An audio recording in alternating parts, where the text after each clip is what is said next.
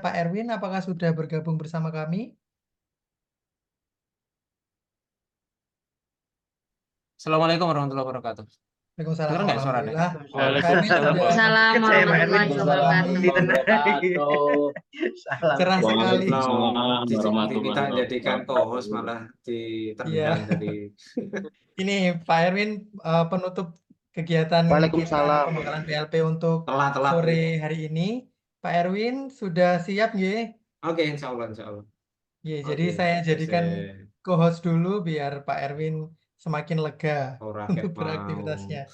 Pak Erwin punya waktu sampai 20.05. Oke. Semoga Nanti tidak kurang baca dibablaskan sedikit. walaupun sepertinya materinya akan sangat menarik. Dan menarik juga. Monggo Bosan saya ya. serahkan ke Pak Erwin, teman-teman. Sekali lagi saya ingatkan bahwa pembekalan ini merupakan salah satu rangkaian penilaian kegiatan kalian PLP tahun 2024 ini. Jadi mohon kerjasamanya untuk selalu on cam apabila berhalangan bisa meminta izin dan tetap berpartisipasi aktif dalam kegiatan ini ya. Semangat, tinggal besok ya. PLP pembekalan langsung di kampus. Ya, sepenuhnya saya serahkan ke Pak Erwin. Monggo di-lead untuk menyampaikan materi pada sore hari ini. Monggo Pak Erwin. Masih ya. Sudah muncul kan materi saya? Sudah ya? Sudah, Pak. Mana itu? Kok ini belum full ya? Tak full screen ya? Oh, belum. Full screen enggak? Sudah. Oke, terima kasih. Selamat malam teman-teman. Semoga sehat. Meskipun sudah dari tadi pagi ada yang sudah kerja, terus ada yang sambil mungkin kerja tadi ya, WA saya Pak izin sambil kerja. Ada yang sambil ngapain aja lah. Oke, materi saya hari ini dianggap apa ya, susah juga enggak, tergantung mudah juga enggak, tergantung ini kondisi sekolah yang akan teman-teman hadapi. Nah, hari ini kita akan membahas tentang merancang proyek penguatan profil pelajar Pancasila. Terus nanti bagi teman-teman yang di MAN itu ada ketambahan materi di akhir sedikit tentang profil pelajar Pancasila rahmatan lil alamin. Itu yang jadi kalau di pelajar Pancasila ini ada 6, ketambahan lagi nanti di PPRA itu ada 10 poin. Jadi itu tambahan gitu ya. Nanti silakan teman-teman, materinya ada saya bagikan, terus ini nanti sebagai rujukannya adalah satu, teman-teman harus memahami apa itu profil pelajar Pancasila, terus ada panduan pengembangan proyek, ya ini wajib dipelajari gitu.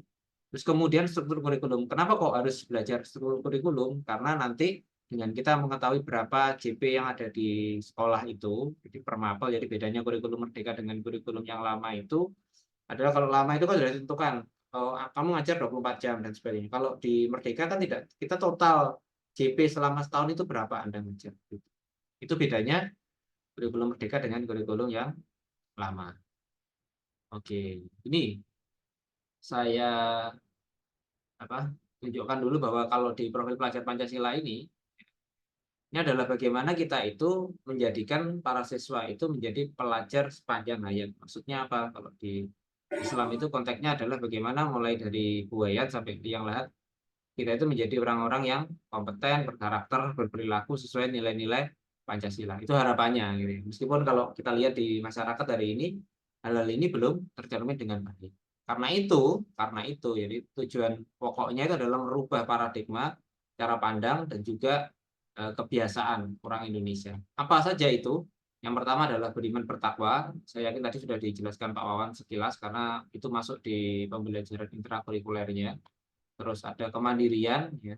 Di hari ini kita sangat tergantung dengan teman kita. Jadi kalau kerjakan tugas nggak bareng-bareng nggak iso, gitu ya. Jadi kalau sendirian itu sudah ngeluh, gitu ya. Bernalar kritis, ya. Saya masih banyak melihat hari ini orang-orang apatis itu karena dia nggak mau bernalar kritis. Terus ada kreatif, bagaimana berpikir apapun yang ada di sekitar kita bisa memiliki nilai ekonomis, itu salah satunya adalah berpikir kreatif. Bagaimana ada masalah menyelesaikan, itu kreatif juga. Terus kemudian bergotong royong. Jadi ada perbedaan antara mandiri dengan bergotong royong. Ini seolah-olah berbeda, tetapi ada di sesi manakala kita kapan bergotong royong dan kapan kita harus mandiri. Staf berkebinekaan global. Jadi ini yang digaungkan. Jadi berkebinekaan global itu adalah bagaimana kita saling menghargai perbedaan pendapat, perbedaan pendapatan, jadi ada perbedaan pendapat, perbedaan pendapatan, perbedaan agama, perbedaan budaya, macam-macam. Hari ini kita itu terlalu apa ya? Bisa menerima perbedaan orang lain, tetapi dengan teman sendiri kadang-kadang kita nggak mau menerima perbedaan. Inilah kenapa kebinekaan global kita itu hari ini lagi terancam. Terus contoh alurnya nanti ini bisa dilihat di buku panduan, saya lanjut aja. Nah, jadi nanti di buku panduannya itu sudah dijelaskan, misalkan di subelemen mendalami budaya dan identitas budaya itu nanti kita di apa? Tergantung teman-teman nanti ya, fasenya ya. Jadi kalau di P5 atau PPRA nanti itu hanya ada fasenya sampai E. Karena itu kalau di kurikulum kan sampai F ya tadi Pak Wan jelas sampai F. Tapi untuk P5 itu sampai E saja. Dianggap bahwa E ini sudah mewakili E dan F gitu. Jadi ini ada PAUD, terus kemudian SD kelas 1, 2, ya 3, 4, 5, 6 gitu ya. Terus SMP dan SMA gitu. Nanti ketika teman-teman menilai misalkan apa yang akan dimasukkan gitu ya, silakan dicek. Saya ada di apa gitu. Oh, saya di SMA. Maka silakan nanti fokus pada SMA. Jangan melihat yang ke sini. Karena kalau semakin ke sini berarti Anda mau buat anak didik Anda itu berpikir seolah-olah mereka adalah masih anak di bawah levelnya gitu. Oke, seperti itu. Terus ini pengertiannya. Apa sih P5? Ada yang tahu?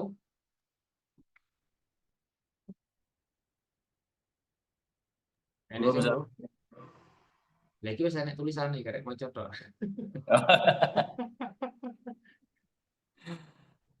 Oke, Sir. Apa? Ada yang tahu? Saya manggilnya Pak Wiranto ya, Pak Wiranto atau Mas Wiranto ya? Bebas, Sir. Oh, Mas aja, biar kelihatan muda itu. Ya, Thank apa itu you. Mas Wiranto kira-kira? Kira-kira aja lah dari bahasa yang muncul ini P5 itu apa? Kata kuncinya di apa itu? Ya, praktek, Sir. Jadi berbasis belajarnya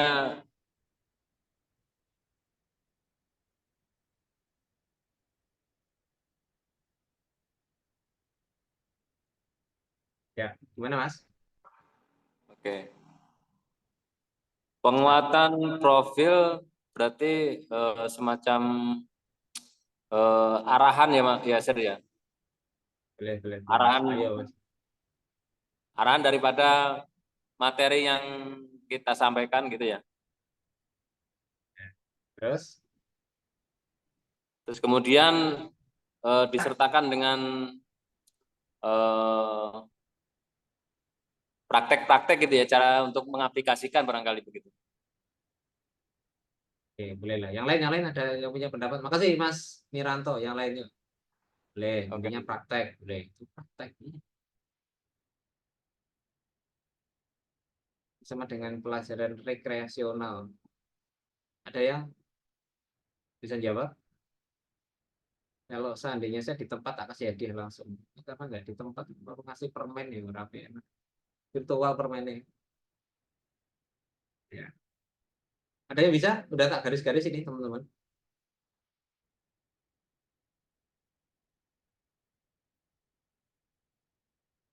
Oke, gak ada? Yang itu turu kabeh gitu ya. Saya dari tadi pagi saya sudah ada kuliah tadi pagi. Ada Mungkin lagi kuliah. disambi, Sir. Oke, ada kuliah. Terus tadi siang saya ikut webinar. Ya. Malam tadi ngikut kuliah Pak Wawan. Ini sekarang isi ini. Jadi sama kalau ngomong capek juga. Jadi teman-teman P5 ini adalah kegiatan kokurikuler. Nanti akan kita bedakan apa itu kokurikuler dengan ekstrakurikuler dan intrakurikuler. Nanti ada perbedaan itu ya. Intrakurikuler itu pelajaran di dalam kelas, di kelas. Kokurikuler itu adalah pelajaran di luar jam di luar pembelajaran inti tetapi ada di jam sekolah. Apa bedanya gitu ya, Kran? Jadi kokurikuler itu seolah-olah ini saya mengatakan itu perpaduan antara intra dengan ekstrakurikuler. Ya. Kalau intra kan dalam ya, PPKN, matematika itu. Kalau kurikuler itu kita ngambil jamnya itu, kita ambil, tetapi kegiatannya bukan pelajaran, tetapi adalah pelajaran rekreasional atau kegiatan yang menyenangkan yang tujuannya itu adalah apa? Pembentukan kompetensi ya berarti keahlian, karakter sesuai dengan profil pelajar Pancasila yang 6 tadi itu. Yang itu sudah disusun berdasarkan standar kompetensi lulusan. Jadi sudah ada ditentukan. Jadi Anda nggak boleh membuat standar sendiri begitu. Itu di P5. Makanya nanti di P5 teman-teman wajib mempelajari apa saja SKL yang ada di P5 itu, gitu ya. Terus ini yang bawah adalah harus dikaitkan dengan tujuan dan materi pelajaran intrakurikuler. Ada keterkaitan. Nanti ada beberapa tema dan kemudian kita kaitkan itu. Terus kita juga bisa melibatkan masyarakat atau dunia kerja. Kalau dunia kerja itu untuk SMK ya. Kalau kita mulai dari SD sampai PAUD ya, PAUD sampai dengan SMA itu melibatkan masyarakat. Masyarakat itu siapa? Banyak. Contohnya kita ingin ngomongin tentang misalkan kalau di PAUD itu di SD ya ada kegiatan namanya Aku Sayang Bumi, Aku Sayang Bumi. Kita bisa ngajak orang misalkan organisasi seperti Walhi seperti itu ya, masuk untuk kemudian mengajarkan itu. Atau misalkan mengajak kalau di sekitar kita ada lembaga seperti WWF apa WWF itu ya, World Wide Fund itu. Itu untuk kemudian bantu memberikan materi ya, seperti itu. Atau mungkin orang tua punya kegiatan di kegiatan kewirausahaan bisa dimasukkan. Misalnya Mas Wiranto itu punya kegiatan kemarin dengan koperasinya itu. Diajak aja karena sudah berhasil, kemudian dianggap bahwa ini bisa menjadi startup awal, maka bisa diajak untuk kolaborasi. Ayo Mas, kamu nggawe yo misalkan presentasi besok saisone ke sekolah saya, terus kemudian nanti jelaskan mulai dari awal sampai dengan berhasil bagaimana masalahnya dan sebagainya. Ini dijadikan seperti guru tamu seperti itu. Jadi ini sangat menarik. Jadi kalau ini dulu di zaman Anda nggak ada ya, ya makanya sekarang ada kegiatan di kampus mengajar, di kampus mengajar di apa kemarin yang saya share yang terbaru kemarin yang saya share ke Mas Wiranto itu, saya belum sempat balas WA-nya kemarin itu Mas. Ya kurang lebihnya seperti itulah kegiatan-kegiatan yang bisa dilakukan. Ya. Terus selanjutnya, budaya apa yang kemudian bisa kita gunakan gitu ya. Yang pertama adalah pembelajaran yang inovatif. Bagaimana kita itu bisa membuat siswa kita itu untuk selalu senang belajar, ya inovasi, punya inovatif, ya. Senang belajar hal yang baru. Terus kemudian bisa berkolaborasi dengan temannya. Ini kan masalah kadang-kadang kita itu jadi orang cetil banget, cetil itu nggak mau share materi yang kita punyai kepada teman kita dengan alasan aku kalah biji, engko ge awakmu sukses aku enggak. Kita lupa bahwa yang ngasih rezeki itu Tuhan bukan kita gitu loh ya. Ini masalah yang muncul dan ya sampai dengan hari ini kalau Anda lihat mulai dari level atas sampai level bawah kolaboratifnya itu ya hanya untuk kong kali kong mendapatkan kekayaan gitu ya. Ini kan kolaboratif yang keliru gitu. Terus siapa saja yang kemudian perlu diajak duduk bareng di dalam kegiatan ini. Yang pertama ada di sini paling atas itu kepala sekolah ya, kepala sekolah diajak ya. Dia sebagai pembentuk timnya, terus kemudian dia nanti yang PJ-nya ya, selalu kan berarti top leadernya di sekolah itu adalah kepala sekolah. Kemudian pendidik ini mulai dia merencanakan ya, terus kemudian membuat alur, strategi dan sebagainya. Dia bisa berperan juga sebagai selain perencana itu adalah fasilitator.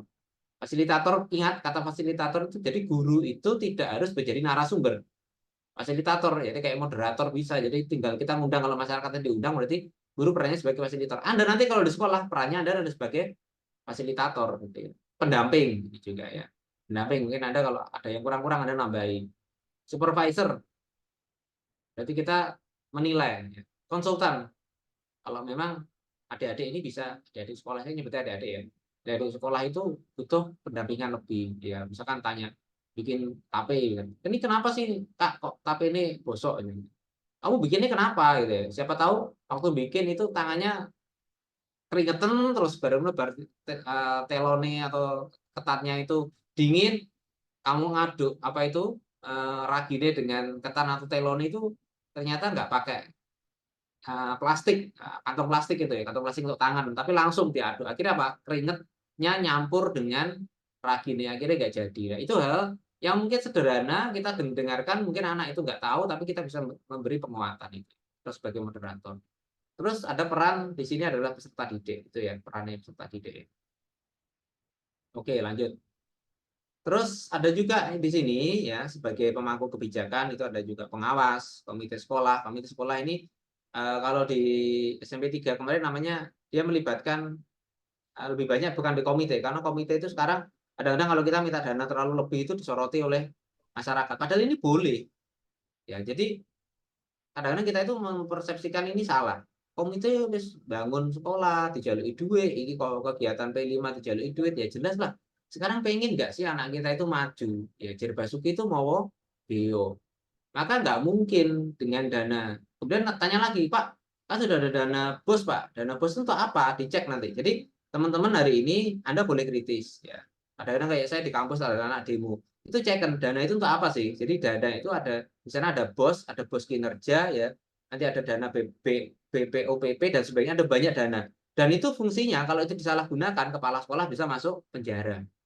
Loh, ini loh ya. Jadi harus jelas ini. Ini untuk apa? Jangan. Oh, misalkan kita untuk kegiatan P5, siapa yang bisa mendanai? Komite sekolah. Komite sekolah ternyata nggak mampu, Pak. Karena dananya habis untuk bangun misalkan aula itu. Siapa yang bisa dimasukkan lagi? Orang tua. Kalau di SMP 3 tadi ada namanya Pagos. Pagos itu paguyuban orang tua siswa. Siapa itu? Perkelas. Perkelas itu mereka memberi support sesuai dengan kemampuannya masing-masing. Jadi nggak dipaksa, mampu nih gitu ya. Atau juga sekolah bisa ngajak masyarakat lain untuk terlibat. Ya kita sebut aja sebagai CSR. Ini yang masih minim dan belum banyak dimanfaatkan oleh sekolah untuk kemudian menjadi salah satu sumber pendanaan atau sumber ya SDM juga bisa kan untuk kemudian ikut mensukseskan kegiatan P5 ini di sekolah. Ini biar gambaran ini teman-teman paham. Ya, apa fungsi pengawas, apa fungsi komite. Jadi nggak kemudian aku komite kan harus bangun sekolah, nyapu direpoti meneh. Aku wong tua wis bayar SPP, nyapu kok dijalui meneh. Ini peran kita untuk menjelaskan itu. Ini bedanya orang terdidik dan tidak terdidik gitu ya. Oke, selanjutnya prinsipnya adalah holistik, menyeluruh, kontekstual sesuai dengan apa yang menjadi kebutuhan murid. Kemudian intinya adalah berpusat pada peserta didik. Maka nanti nggak bisa P5 itu saling nyontek, misalkan dari sekolah A nyontek sekolah B, atau nanti teman-teman tanya, gunamu P5 ini apa sih? Gunaku ngini, podo gak? Karena nggak sama. Tadi ya benar yang disampaikan Aldit itu, Pak, saya nanti datang mau lihat dulu kondisi muridnya kayak apa gitu ya. Itu berarti Anda sudah mulai nilai apa kebutuhan anak didik kita. Tidak akan sama. Misalkan nanti MAN 1 dengan SMK Islam Kunjang tidak akan sama nanti kebutuhan anak-anaknya gitu ya. Terus eksploratif, apa itu? Kita perlu menggali segala macam hal yang bisa dijadikan untuk penguat mereka nanti. Ini alurnya ya, kita mulai dari membentuk tim fasilitator, identifikasi tingkat kesiapan, kemudian merancang dimensi temanya, menyusun modulnya, ini yang kadang-kadang dilewatkan ya. Jadi guru itu hanya fokus di membentuk tim, ya timnya dibentuk. Ini identifikasi kesiapan ini karena berhubungan dengan pendanaan ya. Terus merancang tema alokasi ini sudah, tapi modulnya gak digawe. Jadi murid itu pokoknya engko sesuk pokoknya diulang Bu sauni ini sing metu apa disampaikan. Ini modulnya akhirnya nggak jadi. Terus kemudian merancang strategi pelaporan. Jadi setelah modulnya jadi, ya sebelum diimplementasikan itu maka guru wajib nanti membuat kira-kira nanti anak penugasan laporan akhirnya itu apa sih? Jadi laporan akhirnya itu ya kayak teman-teman yang ikut KM itu kan ada laporannya. Laporan keberhasilannya apa? Ya seperti itu. Buat apa? Buat feedback. Feedback siapa? Feedback si siswa dan juga feedback guru atau sekolah. Itu feedbacknya apa? Aku nek ngelakoni ini kekurangan aku ngini. So nek aku nek ini meneh masalah ini iso nggak tak kurangi weakness-nya gitu ya. Itu kita di pelaporan, gitu ya teman-teman ya. Terus selanjutnya ada ini tadi sudah nggak tak jelaskan lagi. Terus ini yang paling penting kesiapan satuan pendidikan ini ya. Jadi ini tadi itu sebenarnya menjadi tahapan kita. Apakah sekolah itu ada di tahap awal, ya, tahap berkembang, tahap lanjutan. Ini sekolah yang saya dampingi 3 tahun itu rata-rata sudah masuk di tahap lanjutan ini, sudah sampai ini. Ya. Tapi kalau sekolah-sekolah nanti yang teman-teman lihat, jadi dengan pertanyaan ini jadi nggak bisa kita tentukan wis diaur ya Pak, kita masuk di tahap lanjutan nggak bisa. Ada pertanyaan yang bisa dijadikan apakah kita bisa lanjut apa tidak itu. Contohnya gini, Nah, seberapa pernah pendidik yang pernah melaksanakan pembelajaran berbasis proyek? Ternyata dihitung tidak banyak, cuma 50% karena dulunya baru, yang lama diangkat P3K. Maka bisa turun menjadi tahap awal lagi. Maka nggak boleh, nih, kurang ke 50% ya wis mandek yang ini. Nggak boleh Anda melanjut lagi. Tapi kalau Anda lebih dari 50%, Anda tanya ke sini, apakah pembelajaran berbasis proyek sudah menjadi kebiasaan ini ya? Sudah menjadi kebiasaan atau belum? Oh belum, ya wis mandek berarti wis. Jadi Anda nggak bisa masuk ke berkembang ini, Anda masih masuk di sini, awal iki wis. Nanti lanjut sampai ke sini gitu. Itu ya. Terus dimensi. Ini ya, tim fasilitator atau kepala satuan pendidikan itu menentukan dimensi profil pelajar Pancasila yang akan menjadi fokus. Intinya apa sih gitu ya nanti. Nah, dimensinya. Jadi ini perlu dicari dulu nanti. Dimensi dapat merujuk pada visi misi satuan pendidikan. Jadi intinya kita lihat lagi visi misi. Makanya nanti teman-teman ketika masuk sekolah pertama kali adalah Anda tanya sekolah punya KOSP apa enggak. Ya, kalau madrasah namanya KOM. Nah, ya, kurikulum operasional madrasah. Ya, ini penting. Harus Anda PLP nanti masuk sekolah pertama kali yang ditanya adalah KOSP atau KOM. Ini ingat ini pertama kali yang harus ditanya itu. Baru Anda nanti bisa menentukan ya, pembelajaran nih, siswa nih dan sebagainya. Nggak perlu tanya aneh-aneh. Dari situ cerminan kondisi sekolah, KOM atau KOSP itu. Ya, ini ya. Terus kemudian disarankan memilih 2-3 dimensi. Ya, kakek lah, nur atau telur. Pak, kalau satu gimana? Ya berarti sekolah itu sangat nggak siap. Pak, kalau lebih dari 3 gimana? Ya janganlah. Repot-repoti gitu. Pendanaannya juga masalah. Meskipun mereka sekolah yang sangat kaya gitu ya. Terus kemudian jumlah dimensi profil pelajar Pancasila yang dikembangkan dalam satu proyek tidak terlalu banyak. Nih, penting lagi ya. Agar tujuan capaian proyeknya jelas dan terarah. Berapa sih ya? Sama kurang lebih 2 atau 3 aja. Beda ya, nanti antara dimensi ya, jelasin ya teman-teman ya. Dimensi ini ya, dimensi profilnya ini ya, aja kakek. Terus kemudian dimensi sasaran. Sasarannya apa gitu. Anda terus sub elemen. Jadi penentuan elemen dan sub elemen. Sorry ini ketikannya typo ini. Ya, terus kemudian apabila satuan pendidikan sudah berpengalaman menjalankan kegiatan berbasis proyek, jumlah dimensi dapat ditambah. Ya, ini bisa ditambah sesuai dengan kesiapan tingkat satuan pendidikan. Gitu ya. Sekolah yang saya dampingi dengan kondisi yang ini tadi, yang tahap lanjutan aja, itu saya sarankan cuma maksimal 3, nggak boleh lebih dari 3. Kenapa? Ya kasihan muridnya lah ya. Mereka akan sangat repot sekali nanti dengan menyiapkannya itu dan sebagainya. Ini contoh materi yang ada di kearifan lokal. Jadi di SD sampai dengan SMA ada materi kearifan lokal. Terus kemudian ada rekayasa dan teknologi, kewirausahaan, Bhinneka Tunggal Ika, hidup berkelanjutan, bangunlah jiwa raganya, suara demokrasi. Saya ngasih contoh. Misalkan kearifan lokal ini kita ambil untuk anak kelas 1. Ini kewirausahaan dan Bhinneka Tunggal Ika ini kita ambil untuk kelas 2. Hidup berkelanjutan kan 3 ya, atau 3 tambah inilah. Hidup berkelanjutan ini masuk ke sini lah. Terus ini itu kita anggap di 3. Ini contoh saja kalau kita aura-auran begini. Tapi nanti teman-teman bisa sesuaikan lagi ya. Atau boleh nggak ada pengulangan karena kita ngambil 3. Kearifan lokal, rekayasa teknologi dengan kewirausahaan diambil di anak kelas 1. Boleh. Terus nanti kewirausahaan lagi, Bhinneka Tunggal Ika dengan gaya hidup berkelanjutan itu ada di kelas misalkan 2. Ya, terus di kelas 3 karena tinggal sedikit waktunya ya, kita ambil 2 saja lah. Ya. Karena kalau kelas 3 itu sudah fokusnya ke melanjutkan ke sekolah berikutnya. Kita ambil 2 saja. Karena tadi minimal adalah 2, ya dimaksimalkan 3, meskipun boleh lebih. Gitu. Maka ini 3, 2, begitu. Nah, pemilihannya ini silakan disesuaikan dengan kondisi siswa kita. Ya, suara demokrasi mungkin karena untuk anak-anak yang mau OSIS gitu ya, masuk ke OSIS, maka boleh dimasukkan di kelas 1. Saya ambil misalkan suara demokrasi untuk kelas 1. Terus kemudian bangunlah jiwa raganya kelas 1 juga misalkan, sama kemudian misalkan kearifan lokal misalkan gitu ya. Terus nanti kelas 2-nya rekayasa teknologi, gaya hidup berkelanjutan dengan kewirausahaan gitu ya. Terus ketiga baru Bhinneka Tunggal Ika dengan apa. Itu optional, silakan dipilih sesuai dengan kondisi dan kesiapan sekolah masing-masing. Ini contohnya saja seperti itu. Oke, ada pertanyaan nggak sampai ini dulu? Ada contoh nggak? Misalkan kearifan lokalnya tentang apa gitu ya? Belum, Sir. Saya ngasih contoh kearifan lokal. Di Kediri itu ada seni jaranan. Ya, seni jaranan itu kearifan lokal, ya kan? Terus apa lagi? sambal tumpang itu kan kearifan lokal ya.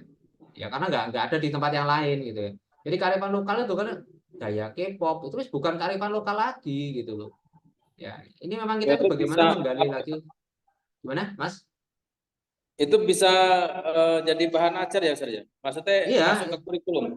iya, ini masuk di kurikulum P5, di P5-nya gitu ya. Jadi saya di SMP 3 itu ya, mereka kemarin membuat lomba kreasi nasi tumpang. Terus kemudian ada lagi lomba kreasi jaranan. Itu sampai setiap kelas itu menampilkan jaranan dengan gaya yang bermacam-macam. Mereka mengundang wali murid yang bisa nari jaranan di Kediri kan terkenal ya, daerah Kemasan itu terkenal jaranan banget. Itu sampai di apa di hire pengajari, kemudian tampil di shooting, dilombakan itu dapat juara itu ya. Sampai seperti itu contohnya.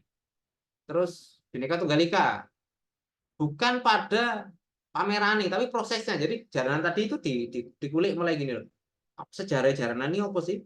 Terus kemudian kenapa bajunya seperti itu?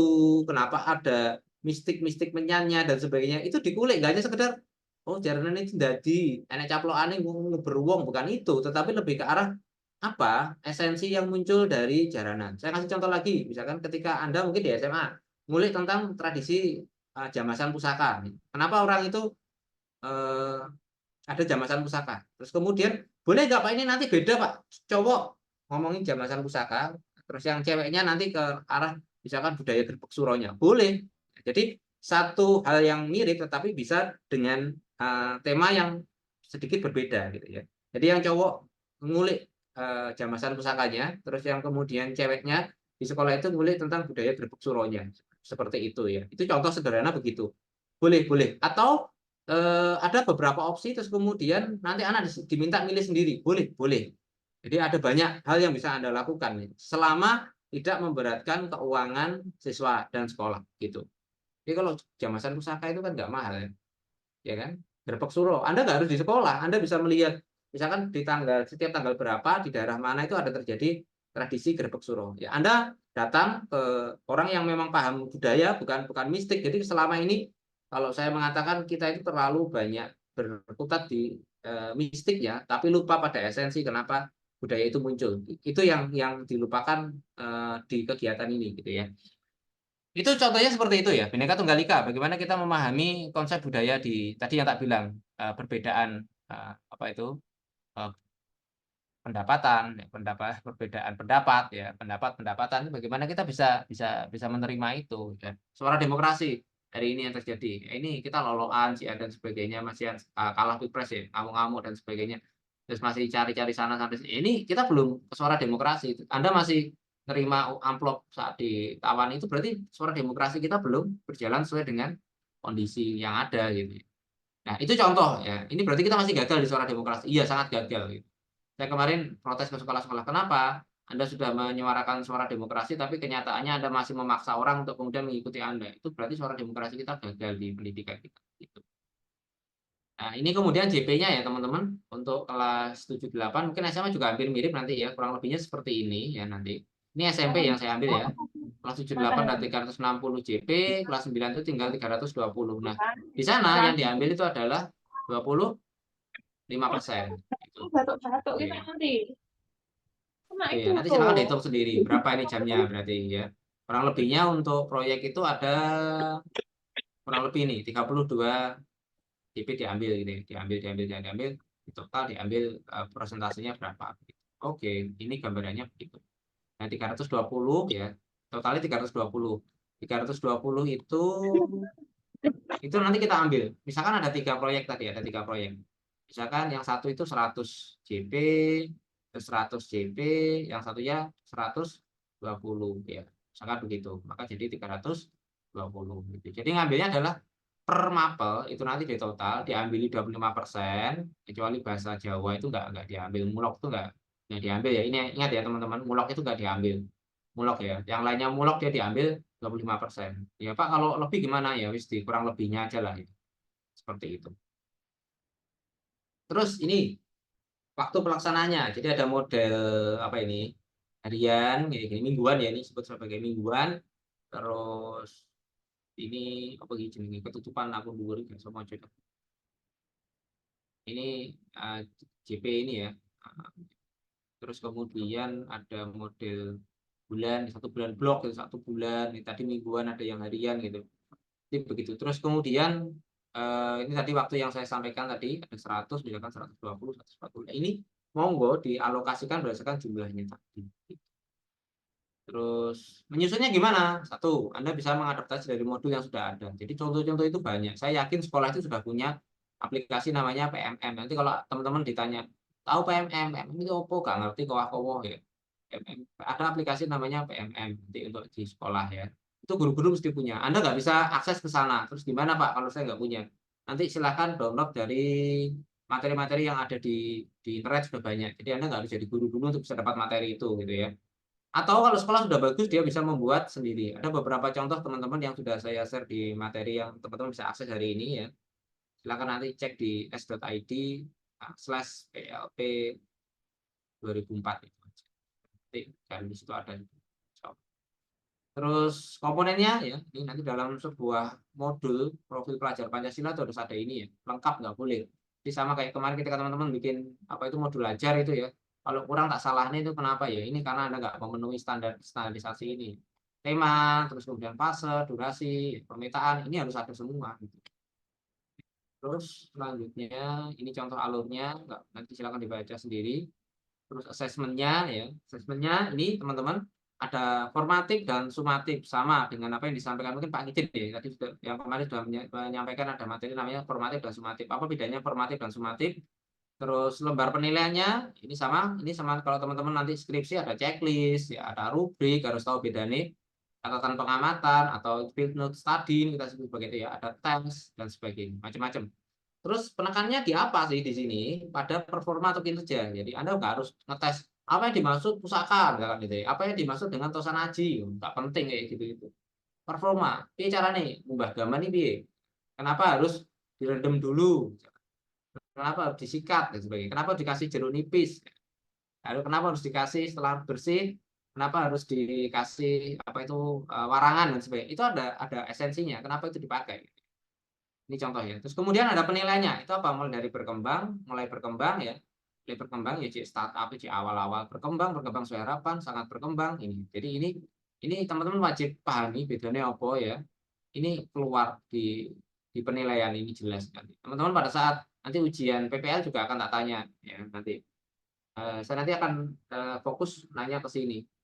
Ya, kamu kan sudah melakukan P5 di sekolah gitu.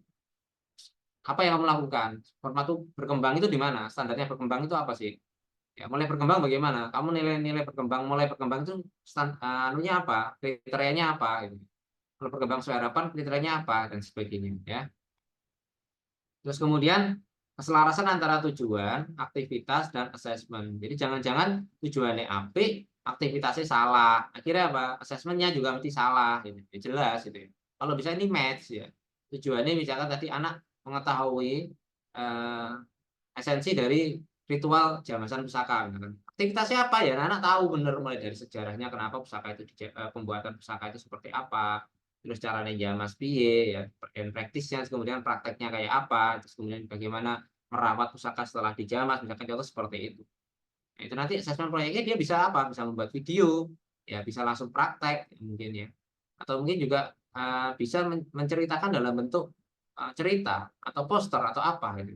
Yang membuat orang kemudian tertarik dan mengatakan oh ternyata ritual jamasan pusaka itu bukan pada kliniknya loh gitu ya. Jadi kenapa kok pusaka itu kalau ditarik dari apa warangkanya itu harus ini warangkanya ditarik ini pusakanya ke atas gini kenapa kok nggak ngene wae nyopo. Itu ada esensinya gitu. Bukan kliniknya gitu loh. Itu lebih ke arah bagaimana kita itu satu pusaka itu awet. Contoh begitu ya.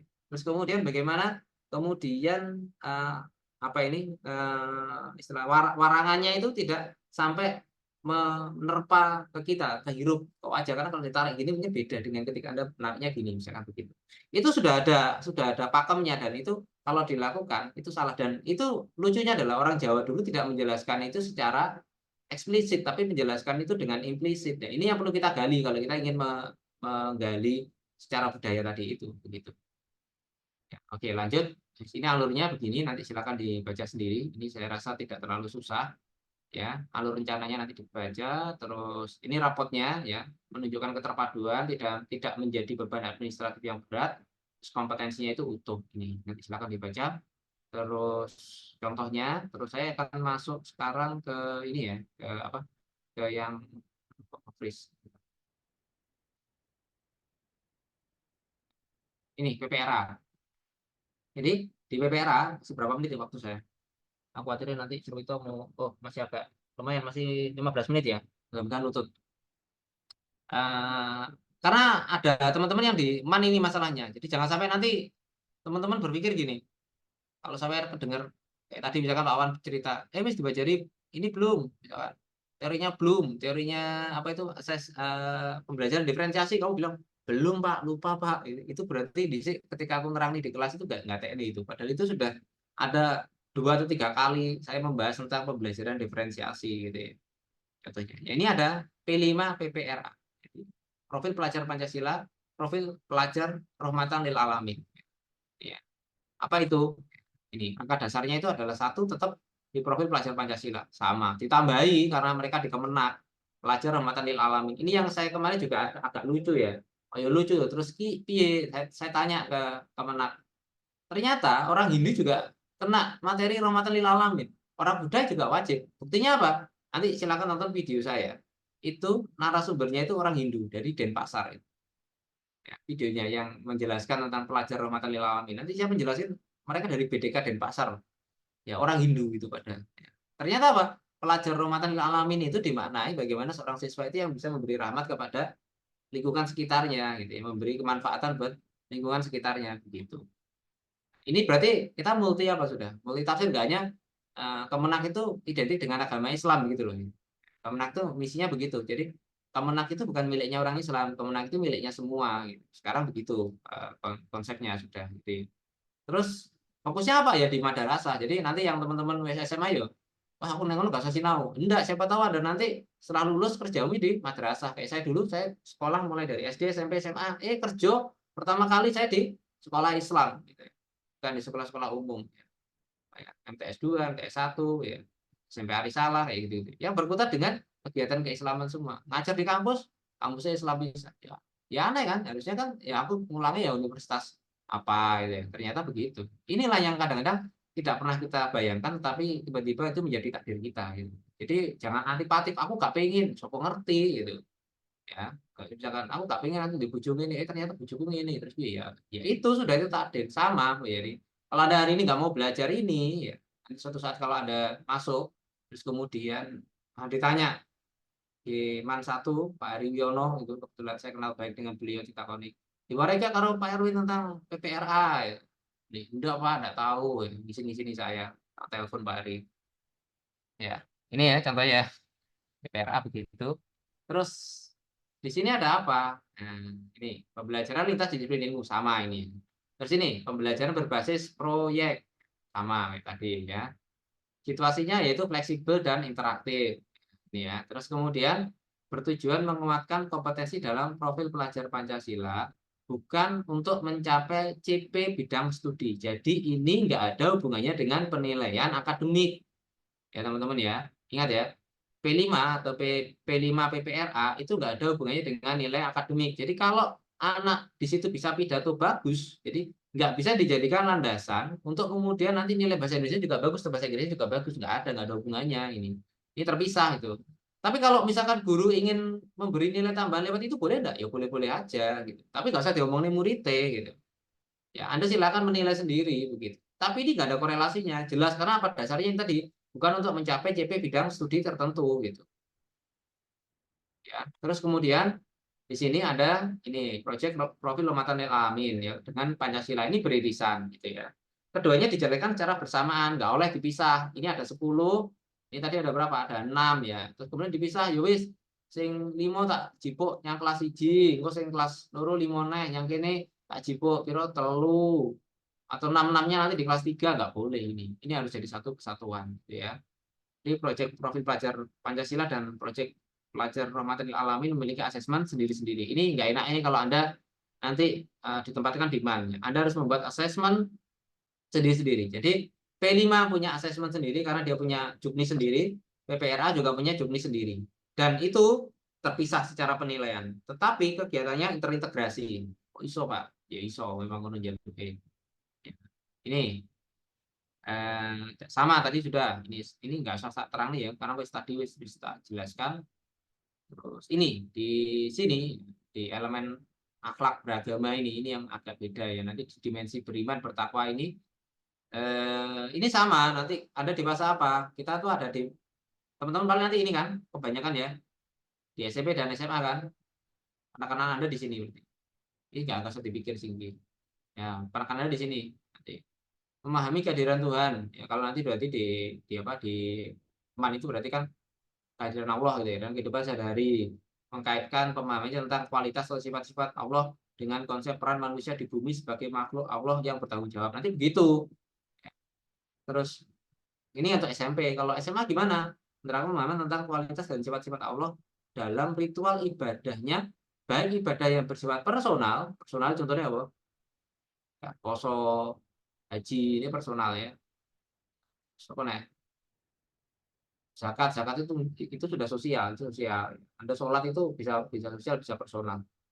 Ini contohnya tergantung. Kalau Anda sholatnya jamaah ya Anda sosial.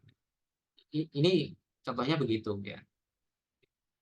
Terus ini pelajaran alamin merupakan bertakwa, berakhlak mulia, moderat dalam beragama. Maksudnya gimana?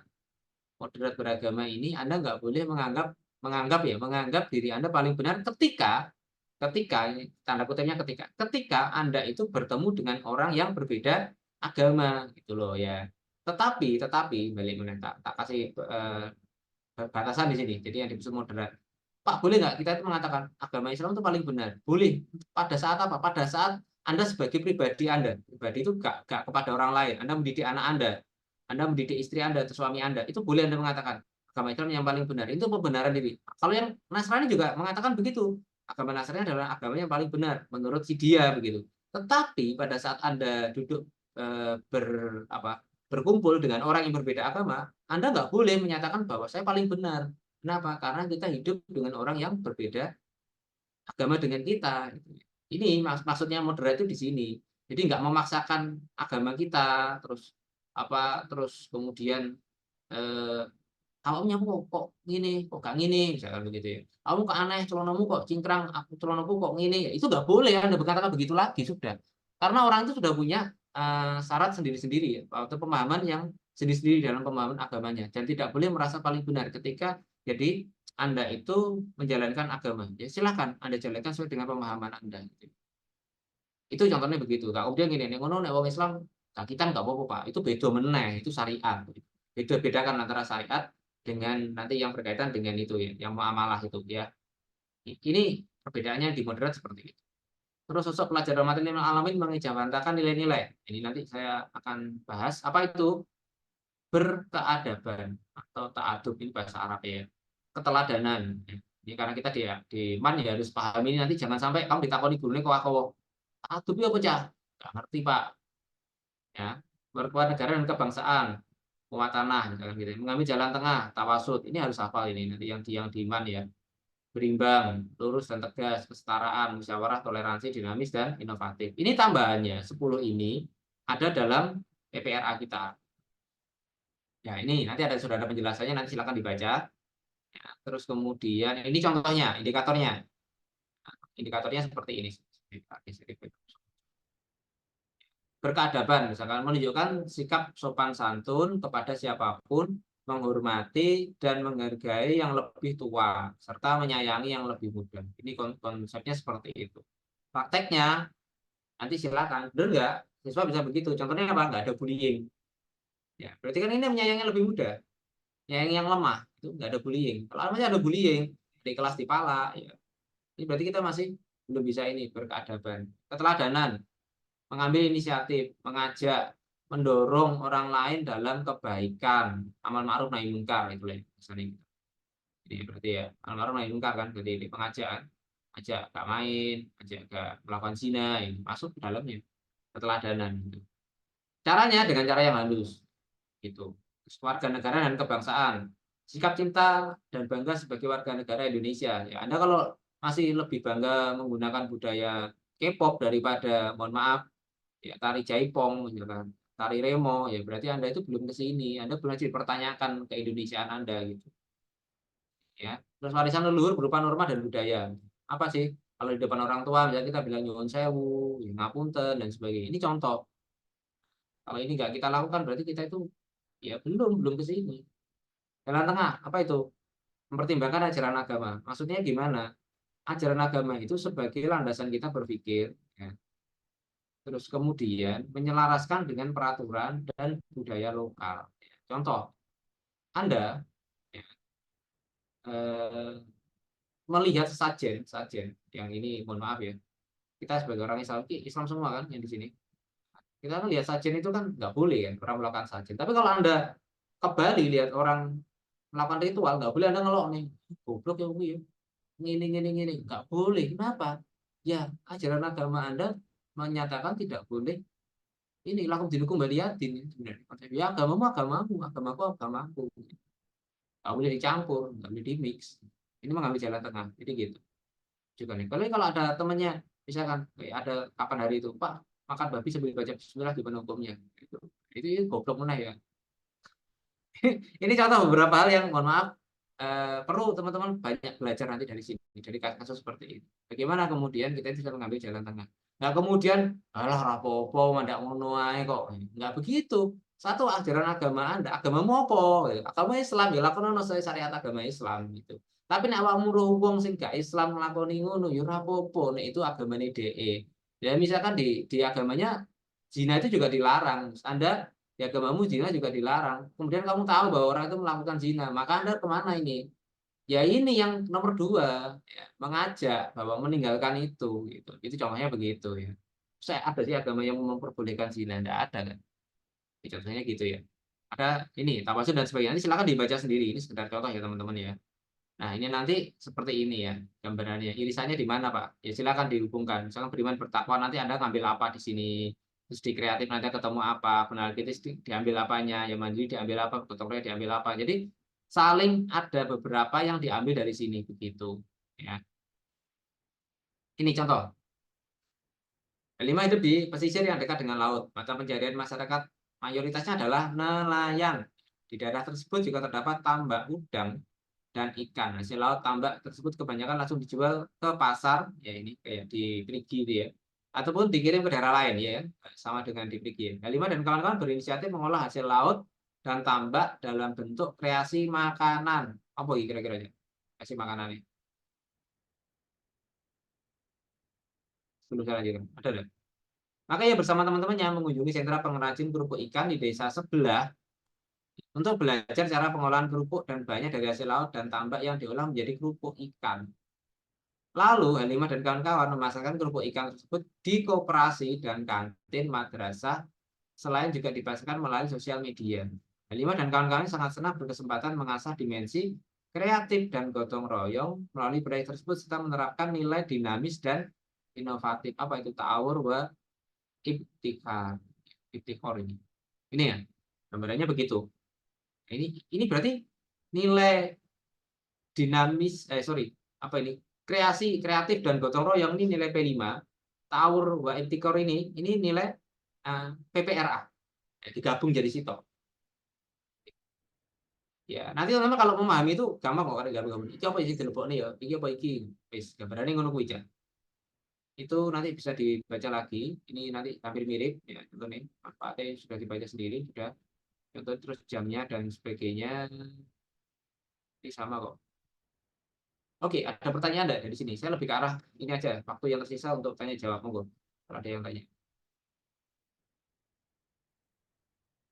Pertanyaan?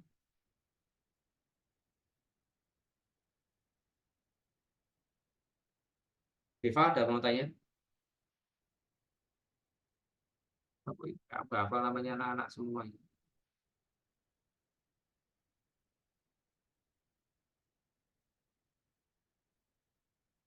Ini yang terutama demand ya, nanti ya teman-teman ya. Karena lebih banyak materi yang Anda harus kuasai dibanding dengan teman-teman yang di SMA ya, SMA atau SMK ya. Mana itu? SMK 1 itu Anda nanti ada kepekerjaan. Ya, ini tambahannya ya. Kelupaan saya. Di SMK ada yang di SMK kan? Ada materi kepekerjaan. Apa itu? Nah, nanti dibocor ya. Pekerjaan ya, teman-teman. Ada materi tentang kepekerjaan. Pekerjaan itu berarti merilitkan kegiatan tadi dengan dunia kerja langsung. Jadi misalkan mereka di jurusan apa sih? Jurusan otomotif. Caranya mereka setelah lulus itu punya gambaran luas. Mereka bisa wirausaha, mereka bisa ini gitu ya. Terus bisa skillnya bisa improve dari situ gitu. Dan ini wacananya kan SMK nanti itu 4 tahun, nggak 3 tahun. Ini kudu ngerti, isu-isu kayak mana kudu ngerti ya. Jangan sampai nanti ditakoni gurunya, kamu di SMK tahu apa? Ini ya, aku nggak tahu Pak, saya nggak tahu apa-apa Pak. Di sini lah. Ini anak-anak kuliah, bedanya anak kuliah, mohon maaf ya. Kamu, ini bahasa aku rada keras ini. Bedanya anak SMA dengan anak kuliah itu adalah di cara berpikirnya.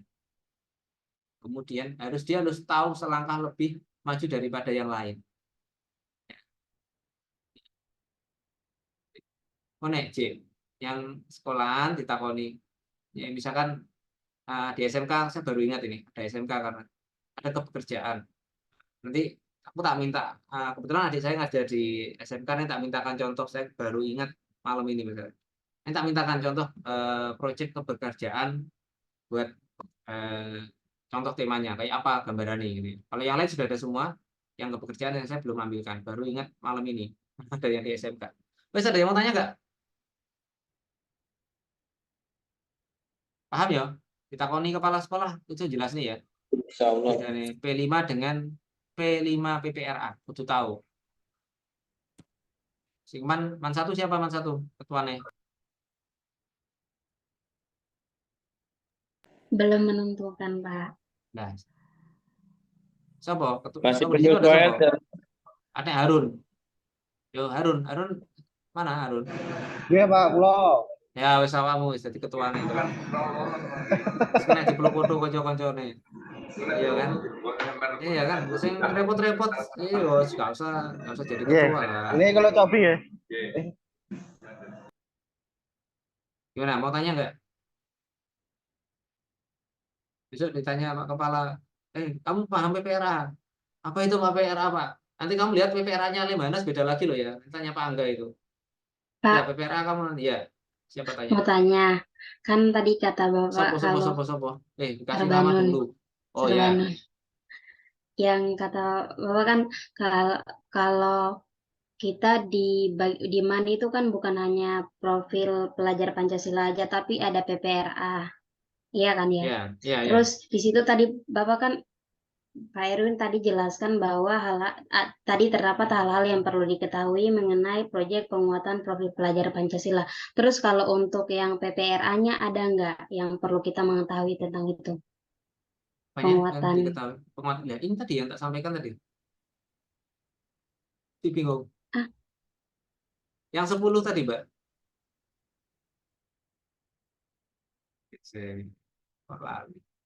Ini loh.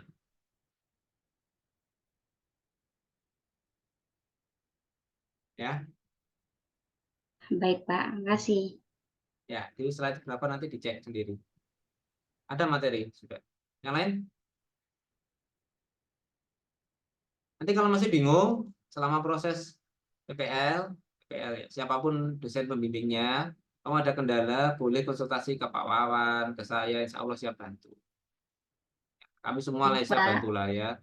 Jadi nggak kemudian gini Cah, ini band teman-teman punya apa ya? Punya keringanan itu maksudnya nggak terlalu menganggap bahwa PLP ini berat. Jadi begini, pikirin. Anda ada masalah, susah, misalkan saya nanti mendampingi teman-teman di mana ketemu masalah susah. Aku nggak bisa menyelesaikan itu. Saya akan minta tolong misalkan Pak Angga atau Bu Kris atau Pak Hidin atau siapalah nanti itu membantu menyelesaikan Anda. Jadi DPL ini bukan segala-galanya di sini ya, tapi siapapun kita bisa mintai tolong nanti. Misalkan Anda nanti di sana butuh Pak, ini misalkan apa nenek webinar tentang penguatan lagi PPRA ini ke sekolah, mau nggak ya? Siapa yang mau ngisi materinya? Ya nggak harus saya, tapi kalau mungkin teman-teman nggak bisa, saya pas kebetulan bisa, saya mau aja nggak apa-apa. itu intinya adalah bagaimana hari ini niat kita adalah satu, kita promote Uniska. Gak usah mikir Pak duitnya kalau gak usah. Kamu ngundang saya, ngundang Pak Awan, nggak harus mikir disangoni piro. Ya, ini teman-teman ya, tak peseni itu ya. Kenapa? Biar kita bisa all out mempromokan Uniska ini kepada sekolah di mana kita berada. Gurunya butuh pendampingan apa? Kampus punya apa? Kita coba all out nanti bantu. Intinya jangan sampai Anda malu di depan guru-guru di sana. Gitu ya. Pak Ari paham saya kok, Pak Ari Wiono itu. Ya, nanti siapa tahu beliau ini, kamu ditanya aneh-aneh, kamu nggak iso, ya Pak nanti saya tak konsul dulu lah nanti dengan dosen pamong saya, dosen siapa gitu ya. Nanti kita bisa diskusi lagi di luar itu. Jadi jangan berpikir setelah pembekalan Anda dilepas begitu saja. Enggak, kami akan tetap membantu Anda. Grup ini nanti jangan keluar dari grup dulu sebelum ini selesai. Ada masalah yang nggak bisa diselesaikan di grup, coba dibahas dengan dosen dulu. Dosen nggak bisa, nanti biar kami koordinasi, saling ya take and give lah, intinya begitu. Terus pokoknya intinya jangan berpikir uang dulu lah. Kamu nggak bisa minta tolong kami. Minta tolong itu kan mau jalur duit, enggak harus pakai uang kan. Minta tolong itu harus pakai duit. Gitu ya. Yang penting kita punya ada waktu longgar, Anda bisa nanti atur di situ ya. Ini sudah ada contoh nih, nanti silakan dibaca lagi ya. Terus apa nih? Halo, sebentar. Pakai CRS ini contoh-contoh ini sudah tadi. Ini contoh-contoh videonya ya, nanti dicek di sana. Dan terus ini materi saya ada di sini. Ini lengkap. Apa materinya? Ya materi beberapa dosenmu ya. CP, KOSP, ya, ini hampir mirip dengan yang kemarin. Siapa tahu kemarin pada saat saya ngajar, kamu nggak teknik terus kelalen gitu kan. Ini sudah tak kasih semua. P5, PPRA ini beda ya. Ini untuk yang SMA dan SMK nanti tambahin materinya ya. Ini yang untuk MAN ya. Terus ada ini yang kelupaan yang kita nggak dibahas. Apa itu pemilihan mapel di SMA. Nanti siapa tahu ditanya sama guru nih. SMA ada penjurusan nggak? Jawabanmu gimana? Ada di situ ya. Nanti bolehlah ditambahi sopo lah materi. Kita tahu besok lah ya gitu. Oke, itu ya mungkin ya. Jamnya khawatir kebengen nanti tuh teman-teman, kasihan besok pagi masih harus ke kampus lagi. Pak, mohon maaf Pak. Pak Erwin, Iya, iya. seandainya ini teman-teman pas sekaligus PLP, sekaligus merekam data, misal nih dipakai contoh sederhana, mereka lagi P5, peningkatan apa namanya ketakwaan anak melalui pola kedisiplinan sholat duha istiqomah tepat waktu misal atau apa ya, gitu ya. atau dan sebagainya. Ini kalau teman-teman bisa memotret kegiatannya bentuknya apapun itu, bisa jadikan artikel ataupun nanti pengganti skripsi bisa, atau peningkatan karakter apa namanya karakter pendidikan atau karakter disiplin atau karakter apa yang bisa dipotret di sana. Nanti dari PLP itu ada fotonya, ada kegiatannya, ada RPP-nya atau perancangannya, ada modulnya, atau sampai pada hasil asesmennya dari gurunya atau dari sampean sendiri. Itu nanti kita bantulah jadi artikel atau jadi skripsi gitu. Untuk skripsi kita yang bisa kita modifikasi atau kita tambahkan arahnya ke sana. Mungkin itu Ya, data otentik sampean observasi, tapi juga sekaligus PLP, sekaligus dapat banyak kaya data gitu. Oke. Nggih, Pak Ya, Pak. Arwin. Oke, sip. Gitu ya. Tadi mau tanya apa? Kamu jadi tempatnya Pak Komar? Iya Pak. Oh. Ada ini Pak. Tadi saya coba scan barcode-nya, tapi tertutup kode kelas code itu. Tapi saya Sorry. sudah Oh, pakai ini aja Mas. alternatifnya Pak. Yang ini nih. Yang di SID bawah nggih, Pak. PLP yang 2024 ini aja. Sorry. Oh, ini tak. Ini. Kena. Kelupaan aku tadi, Pak. Sorry. Oke Pak. Mohon maaf, Sir. Bisa dibagikan di grup nggak, Sir? Oh ya. Bukan di grup. Oke. Thank you, Sir. Ya, welcome. Ya. Itu ya. Ada lagi? Jadi tawarannya Pak Wawan tadi bagus itu. Dan teman-teman nanti nggak fokus hanya apa? Hanya ngajar. Di sekolah itu kamu nggak hanya ngajar loh teman-teman ya. Kamu nanti banyak loh yang bisa kamu peroleh. Ketemu cewek cantik, ya, ketemu guru ganteng, ya, cewek ya. Siapa tahu dapat jodoh. Loh iya kan siapa tahu PPL itu Amin, begitu kok. amin. Ya kecuali Mas Miranto, Jojo kecantol meneh. Yang Ojo belum itu. Ya, tapi ingat saya pesan satu, jangan dilanjut dulu sebelum PPL-nya selesai. Boleh nggak Pak? Nanti kita lanjut ke ini dengan guru di sana atau dengan murid di sana boleh, tapi selesaikan dulu PLP-mu di sekolah itu. Selesai, habis itu terserah Anda mau apa nih ya. Itu ya, itu kode etik ya teman-teman ya. Jangan sampai kamu pacaran dengan anak di sana sebelum selesai ya. Jaga-jaga wibawa Anda sebagai seorang guru.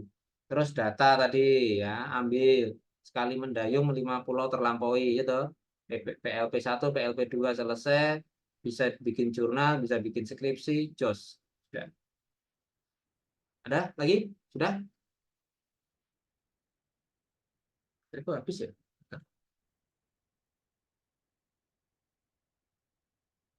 Halo? Dengar nggak suara saya? Kedengar, Pak. Pak, masih Pak. Oke. Sudah, Pak. Sudah? Apa masih Oke. mau dilanjut Sudah diskusi? suwi. Besok masih masuk lagi, Pak Angga. Iya, Besok saya aja menunggu kalau ada yang closing kurang jelas. statement-nya soalnya Pak Erwin dari tadi nggak selesai-selesai. Wes, mari. Sudah. Makasih Pak Erwin, Lagi teman-teman. seru, Kalau banyak kekurangan ya. Serangga lagi seru, Serangga. Oh gitu ya. Mungkin bisa dilanjutkan di sesi yang lain. Pak Miranto dan Oke, teman-teman Sir. kelas B sepertinya Siap. sudah sangat terbiasa dengan aktivitas di malam hari ya. Mungkin Pak Erwin bisa di-close Apa dulu ya? share Oh screen-nya ya, sorry. masih kebaca di kami. Astagfirullah. Mana ini? Post. Mana ya exit ini? Aku nggak ya, kok live sih? Stop share, astagfirullah. Sorry. Kebaca Soalnya aja. nih jarang Cek ketemu saya. Serangga sama Sir Irwan nih. Pak Erwin, Oh iya, jarang ketemu, Mas.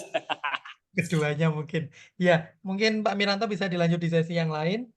Saya Siap, lihat bisa, beberapa insya teman-teman Allah. sudah mulai menguap karena sudah berkegiatan dari pagi. Alhamdulillah, Oke. walaupun dengan ya Allah, ternyata selesai juga agenda pembekalan PLP selama 2 hari ini. Kita berlanjut untuk persiapan PLP offline besok yang insya Allah dimulai 7.45 pendaftarannya ya.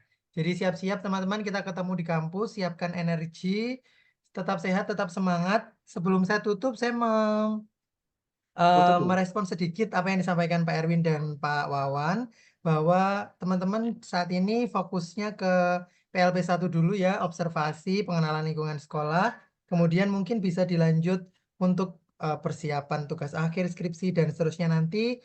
Kebijakannya nunggu universitas nggih. Jadi untuk kebijakan selanjutnya nanti akan kami sampaikan secara resmi, karena takutnya kalau sudah dari awal dibekali yang macam-macam nanti bebannya semakin banyak. Gitu nggih. Teman-teman, terima kasih. Kita ketemu insya Allah besok. Semoga tetap sehat, tetap semangat, dan kita bisa menyiapkan energi yang lebih baik untuk esok hari. Terima kasih. Saya tutup pertemuan kita malam hari ini dengan ucapan hamdalah bersama-sama. Alhamdulillahirrahmanirrahim. Terima kasih, sampai ketemu lagi. Assalamualaikum warahmatullahi wabarakatuh. Waalaikumsalam warahmatullahi wabarakatuh.